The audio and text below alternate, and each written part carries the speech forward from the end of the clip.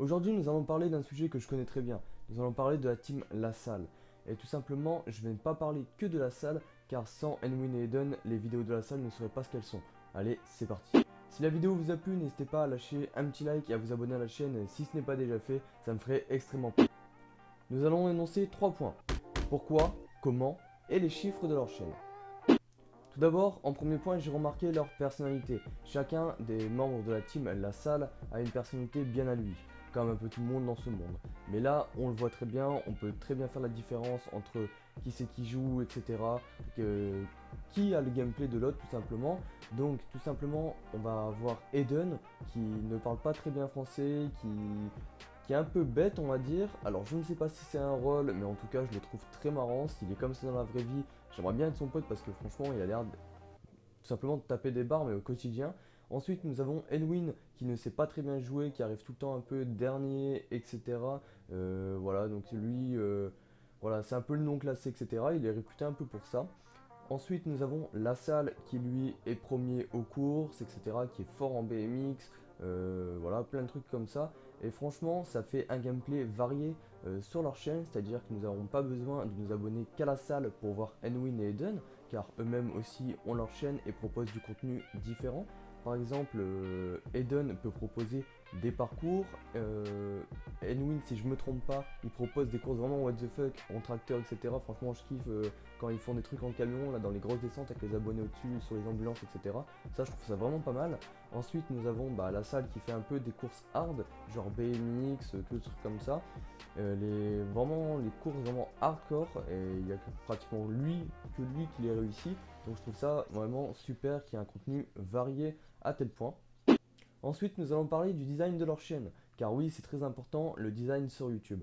Nous allons parler aussi des miniatures ainsi que la bannière et du logo. Donc franchement, pour les 3 bannières et 3 logos, je trouve ça vraiment magnifique. Bon, mis à part celle de La Salle qui a été modifiée car il a perdu un cap ou pas cap, enfin on lui a donné un cap ou pas cap, c'est soit la facecam ou soit il change sa bannière, il a préféré changer la bannière, ce qui est compréhensible vu qu'il ne veut pas faire de facecam.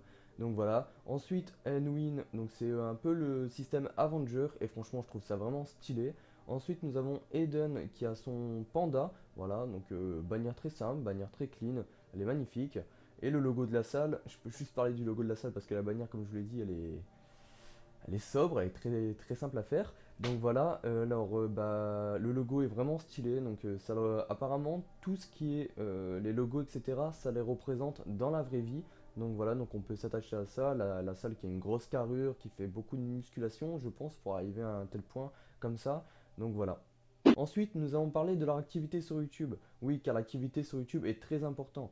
Nous avons Enwin et Eden qui postent une vidéo le matin à des heures variées. Donc par exemple, je crois que c'est Enwin qui poste une vidéo à 6h, 7h je crois, et Eden enchaîne à 8h, un truc comme ça, ou à midi.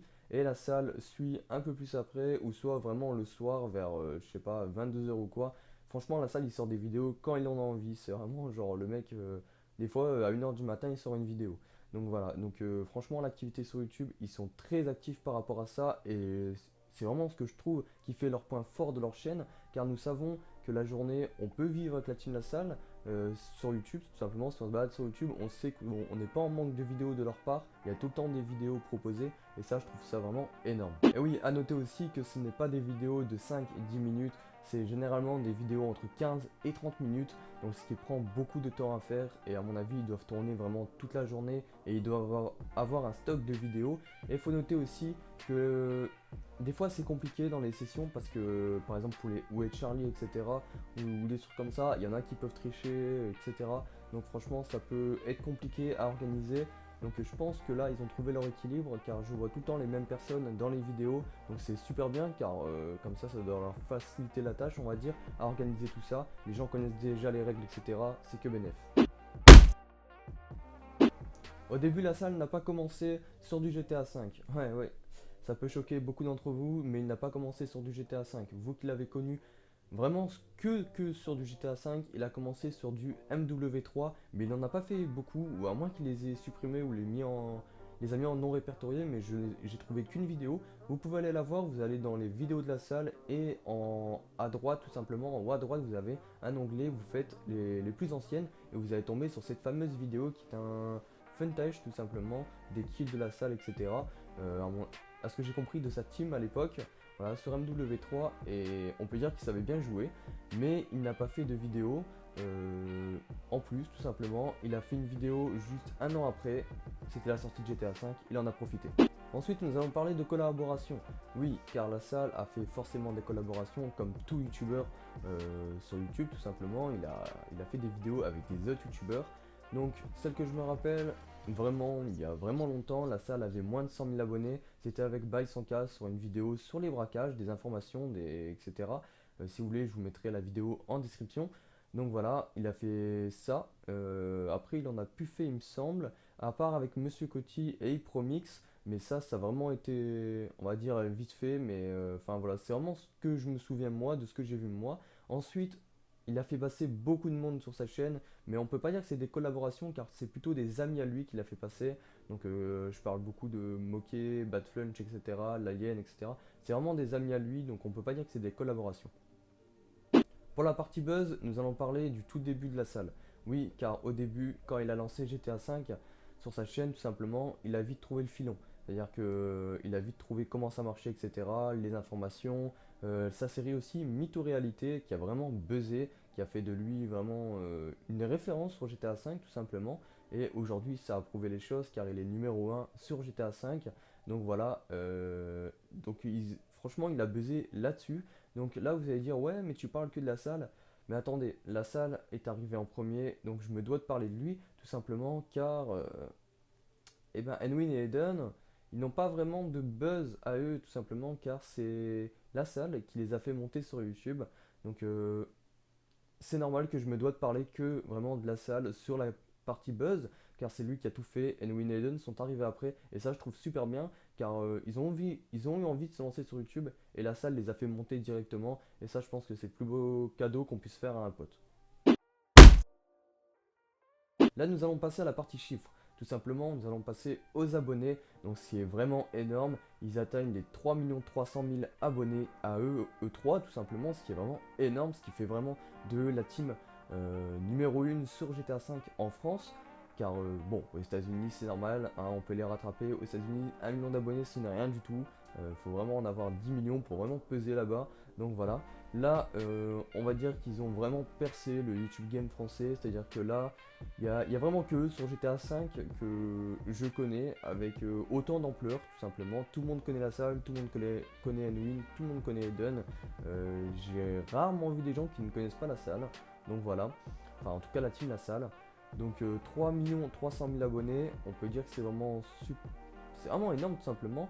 Il me semble que Enwin et Eden en ont 700 000, un truc comme ça, et la salle en a 1 700 000, voilà, donc c'est un truc de ouf. Alors là, nous allons passer vraiment à du très lourd, car on va parler niveau vue. Niveau vue, la team La Salle est bientôt au milliard. Et oui, car ils comptabilisent à eux 3 800 millions de vues. Franchement, je trouve ça vraiment énorme, 800 millions de vues à eux 3, en sachant que la salle en fait 650 millions tout seul, tout simplement. C'est vraiment un truc de ouf. Ils sont bientôt au milliard de vues, et je pense que milliard de vues, ils vont faire un petit truc, je pense, parce que à eux 3, 1 milliard de vues, je pense pas que des personnes qui sont sur YouTube peuvent savoir 1 milliard de vues, ça leur paraît, voilà, un clip vidéo, plus des vidéos, etc. Vu le nombre de vidéos aussi qu'ils ont, on va en voir après tout simplement. Mais voilà, je trouve ça vraiment énorme. Alors là, nous allons parler des vidéos qu'ils ont postées sur YouTube, qui sont en ligne et non en non répertorié, etc. Parce que ça, je ne peux pas le voir. Mais à E3, ils sont à 3281 vidéos en ligne sur YouTube. Donc c'est vraiment un truc de malade. Vous imaginez même pas le temps que ça peut prendre de faire justement 3281 vidéos à E3. Donc franchement, rien que pour ça, j'imagine vraiment le temps qu'ils doivent mettre pour faire leurs vidéos. Et si on calculait le nombre de minutes qu'ils font, enfin à E3, etc., de toutes leurs vidéos, ça pourrait vraiment paraître un truc de malade. Car on sait qu'une vidéo de la salle dure entre 15 et 30 minutes. Donc voilà, rarement moins tout simplement. Mais bon, ça doit être un truc de ouf si on calcule les trois. J'ai juste à leur dire un gros GG tout simplement, car pour percer sur GTA V, c'était facile au début, mais maintenant c'est compliqué et eux, ils continuent d'augmenter en abonnés, donc je peux que les féliciter. Si la vidéo vous a plu, n'hésitez pas à me dire vos retours dans l'espace commentaire et pourquoi pas vous abonner à la chaîne si ce n'est pas déjà fait et à lâcher un petit like, ça me ferait extrêmement plaisir. Donc voilà, allez, ciao tout le monde!